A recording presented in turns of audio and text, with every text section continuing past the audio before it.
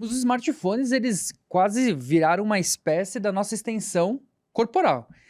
Mas muitas big techs já começam a investir, pensar em aparelhos que possam ser a evolução do smartphone.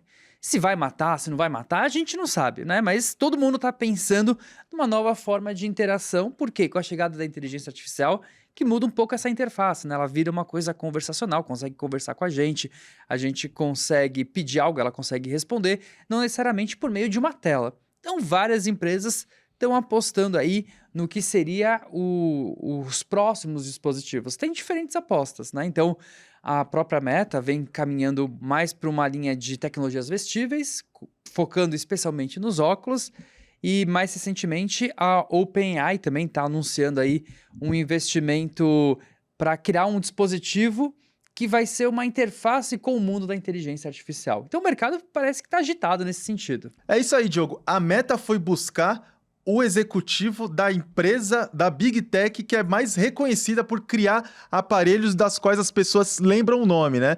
Várias outras empresas criam aparelhos que todo mundo conhece, mas nem sabe dizer qual que é o nome de verdade. E a Apple é a empresa que faz com que a marca dela consiga ficar na cabeça das pessoas.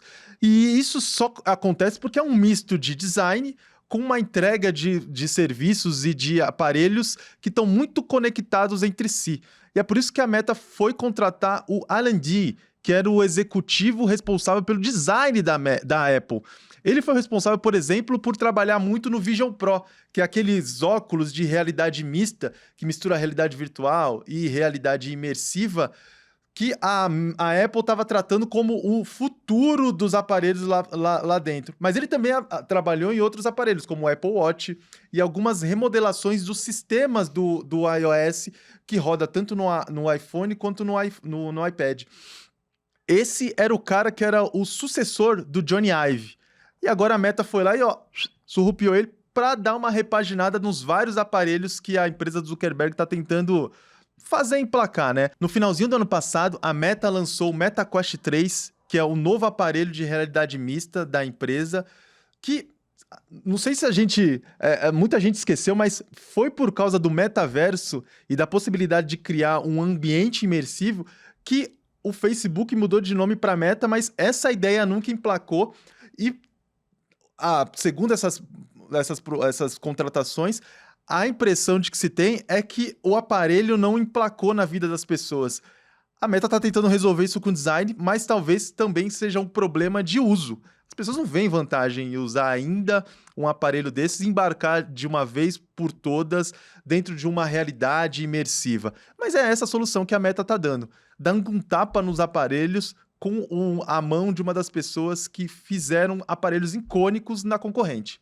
E acho que isso mostra um pouco também dessa visão da Meta de tentar criar um produto que, de novo, se conecte ao comportamento das pessoas. Como você colocou, esses óculos de realidade mista, começando por eles ainda não emplacaram tanto quanto se esperava. Justamente por conta do uso, né? As pessoas não veem vantagem, ou não sabem usar direito, ou usam às vezes mais para jogos, mas não para produtividade, não para o entretenimento, como se esperava, né? Então, eles acabam ficando ali no meio que num limbo, e a ideia agora é levar isso para um uso mais cotidiano por meio desses óculos inteligentes. Então, enquanto o MetaQuest ele é um óculos de realidade mista, que fica ali conectado e é muito pesado, ainda é grande, a Meta investe muito nesses óculos que tem parceria com a Oakley. Com a Oakley, com o Ray-Ban também, que é para levar para o uso cotidiano. Então é bem interessante, eu testei alguns, assim, ele consegue gravar vídeo, ele consegue ter inteligência artificial embarcado, né? Então você consegue conversar ali com isso. Então é uma perspectiva desse sentido. E esses aparelhos, eles gozam de uma vantagem que outros aparelhos não tiveram, que hoje em dia não é nada bizarro você andar na rua falando sozinho. Uhum. Porque quando você está usando um desses aparelhos da Oakley, da Ray-Ban, você pode conversar com o aparelho. E aí não parece que você é um doido que tá... Não, ainda parece, cara. Parece. Eu ainda acho. Você ainda acha? Acho. Mas a Meta não é a única que está tentando reinventar o mundo dos aparelhos móveis, né? Não é. E aí tem a OpenAI que contratou, ou na verdade comprou, né, a empresa de Johnny Ive, que era o cara de design da Apple, né? Então, será que possivelmente ele tenha sido até chefe, né, direto do O Alan Dee, com certeza. Então. E ele é um cara aí que pensa muito essa questão da tecnologia com a humanidade. Ele tem essa ideia de fazer a tecnologia ser a mais afetiva possível, né? Sim.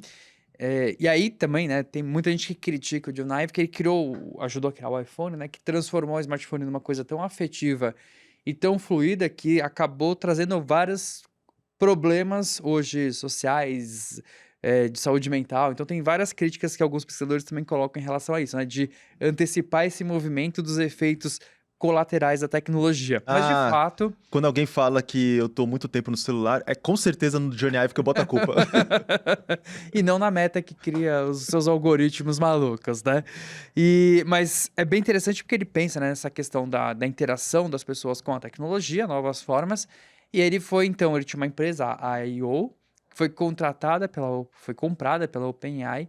E a ideia é ele criar um novo dispositivo que é AI First, ou seja, é um dispositivo que vai ser a interação por inteligência artificial com inteligência artificial. O que é esse dispositivo? Ninguém sabe ainda, né? Ninguém nem tem uma palhinha de ideia do que pode ser. Se vai ser algo parecido com o smartphone, se vai ser um óculos, se vai ser um pingente, se vai ser uma pulseira, se vai ser um anel, ninguém sabe exatamente. Mas a ideia é que mude a relação que a gente tenha com a nossa realidade, com o mundo, com as interações sociais, mas agora mediada por uma inteligência artificial que vai estar sempre nos acompanhando, né? Então é uma perspectiva interessante. E mais recentemente, também só para contextualizar, de como essa briga pela próxima interface de inteligência artificial é acirrada, a Meta também comprou uma empresa, agora que me fugiu o nome, que ela faz um pingente que coleta dados, né? Então é um pingente, assim como se fosse um colar, e ela coleta dados do tempo real, porque a Meta quer criar como se fosse uma grande espécie de uma memória coletiva da humanidade. O que começa a ficar um pouco assustador se a gente pensar num futuro em que as Big Techs estão ganhando cada vez mais poder, né? Então, muitas vezes a gente fica ofuscado com o desenvolvimento da tecnologia. Olha que legal, ela grava tudo que eu faço no dia e eu consigo voltar atrás.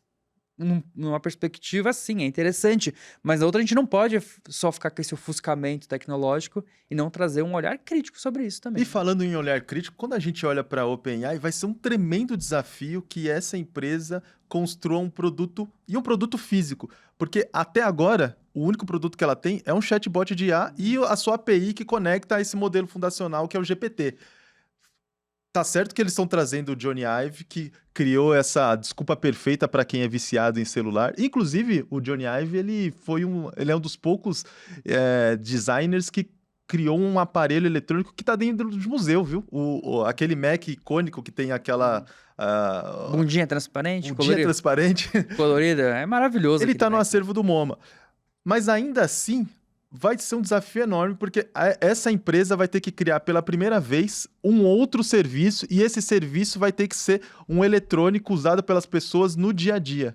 Eu tenho a impressão de que quando é um software, e é um software gratuito, a barreira que as pessoas interpõem para usar esse software é menor, mas quando elas têm que coçar o bolso, ir até uma loja, escolher, ainda que essa loja seja virtual, talvez elas sejam mais criteriosas, então vai ter que ser um aparelho muito matador. Exato. E é isso que tá todo mundo tentando entender, né? O que eles colocam é que até 2027 vai ser apresentado algo, não necessariamente o lançamento de um produto oficial, mas que talvez nesse ano, 2026, a gente já tenha alguma palhinha do que pode vir a ser, né? Porque ninguém sabe exatamente o que vai ser isso. De uma forma ou de outra, ele já tá levando para a OpenAI algo que a Apple faz como poucas, que é gerar uma expectativa. Exato. Sabe? O que vai acontecer, o que vai sair. Porque quando a OpenAI libera os novos modelos, é algo feito sem poupa e circunstância, é quase como se fosse uma terça-feira fraca, sabe? Olha aí, soltamos um negócio na praça. Quando a Apple vai fazer alguma coisa, ela avisa todo mundo, ela cria uma expectativa, as pessoas ficam aguardando, e isso poucas empresas fazem. Mas a gente até agora só falou de empresa norte-americana. Só elas estão pensando em criar um novo amor para além do celular? Não, imagina, cara. Se o mundo antes foi dominado por empresas dos Estados Unidos, a gente sabe que a China vem quente, né? E a China vem com um novo produto aí que a gente já conversou aqui em Deu Tilt, que é a ByteDance, né? tem o Doubao. O Doubao é um chatbot que foi criado pela ByteDance. E a ByteDance, de novo, é a dona do TikTok no resto do mundo e da versão do TikTok dentro da China, Douyin. que é o Douyin. Uhum. E o Doubao, cara, é o maior sucesso. É o maior aplicativo baixado dentro da China. É o que a galera tá usando, passou o DeepSeek. E ele tá integrado também dentro do TikTok chinês. Então é o maior sucesso. Só pra gente dar uma dimensão, o Doubao é o Gemini mais o ChatGPT em termos de uso dentro da China. Dentro da China, perfeitamente. E ele é integrado ao TikTok, então o pessoal... TikTok chinês, né? Eles colocam ali e tal. E pro resto do mundo eles lançaram uma versão também. Então, que chama Cici, né? Então, e eles estão fazendo uma baita campanha na União Europeia, tá aumentando o uso e tal. Então, e é esperado também, mas isso é esperado pelo Diogo. A voz da cabeça do Diogo. É uma análise minha, mas que é assim, uma coisa muito estratégica deles colocarem a Cici dentro do TikTok. Porque aí você ganha um poder de distribuição gigantesco para uma IA chinesa, né? Então, isso deve acontecer, e eu acredito que nesse ano, talvez no próximo ano no máximo, né? Porque é um poder de distribuição gigantesco que o TikTok tem. E essa daí não é uma previsão muito maluca, deslocada que você tá fazendo, eu acho que não, cara. Você acha que eu sou maluco?